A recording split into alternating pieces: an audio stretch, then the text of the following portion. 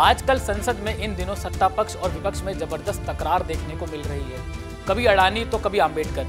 ऐसे में अब ये तकरार और बढ़ सकती है। अब आपके मन में सवाल उठ रहा होगा कि कैसे विपक्ष की ओर से उपराष्ट्रपति जगदीप धनखड़ को हटाए जाने वाली अविश्वास प्रस्ताव के नोटिस को रिजेक्ट कर दिया गया है। इस तरह के अब इसे सदन में पेश नहीं किया जा सकेगा। सभापति के खिलाफ लाए गए अविश्वास प्रस्ताव पर सदन में बहस होती है, लेकिन नोटिस के खारिज होने के बाद अब ऐसा नहीं हो सकेगा। अब ऐसे में सवाल उभरता है कि आखिर क्यों धनखड़ के खिलाफ अविश्वास प्रस्ताव खारिज कर दिया गया। इसके पीछे असल में कोई कारण है या कुछ और। आइए आपको पूरा मामला बताते हैं कि आखिर क्यों अविश्वास प्रस्ताव को खारिज कर दिया। दरअसल संसद के शीतकालीन सत्र के दौरान देश के उपराष्ट्रपति और राज्यसभा के सभापति जगदीप धनखड़ के खिलाफ विपक्षी सांसदों द्वारा पेश किए गए अविश्वास प्रस्ताव को खारिज कर दिया गया है। इसे इंडिया गठबंधन के लिए एक बड़े झटके के तौर पर देखा जा रहा है। जानकारी के मुताबिक इसे उपसभापति द्वारा तकनीकी आधार पर खारिज किया गया है। विपक्षी सांसदों द्वारा सभापति के खिलाफ पेश अविश्वास प्रस्ताव को लेकर उपसभापति हरिवंश ने फैसला सुनाया है। उपसभापति ने इसे खारिज करते हुए यह तक कह दिया कि यह प्रस्ताव दूसरे सबसे बड़े संवैधानिक पद पर बैठे व्यक्ति के खिलाफ केवल एक नैरेटिव बनाने के लिए लाया गया था।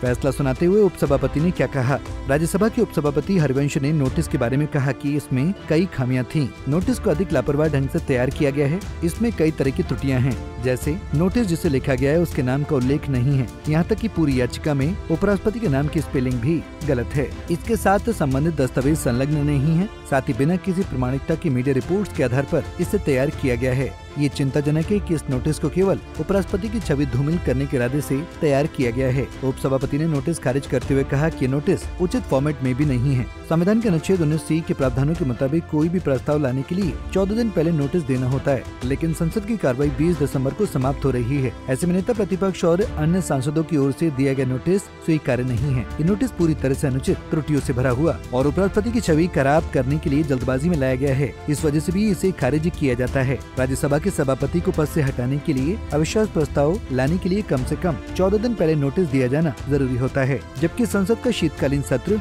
20 दिसंबर यानी आज समाप्त हो गया है। अब आपके मन में सवाल आ रहा होगा कि आखिर जगदीप धनखड़ के खिलाफ अविश्वास प्रस्ताव लाने की जरूरत क्यों पड़ी। आइए बताते हैं।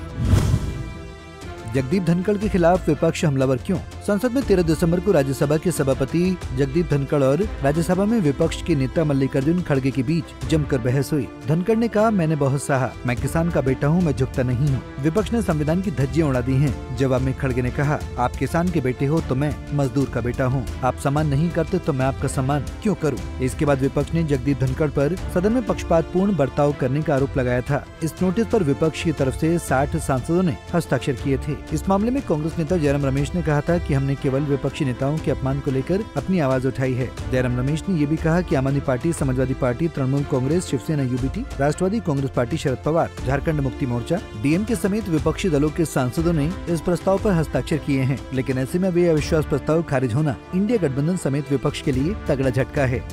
कांग्रेस और बीजेपी संसद के शीतकालीन सत्र की शुरुआत से ही एक दूसरे पर हमलावर है। संसद का पूरा शीतकालीन सत्र हंगामे की भेंट चढ़ गया है। ऐसे में एक बड़ा सवाल उठता है, जिस संसद में जहां देश की जनता से जुड़े अहम फैसले लिए जाते हैं, वहां सांसदों का ऐसा बर्ताव।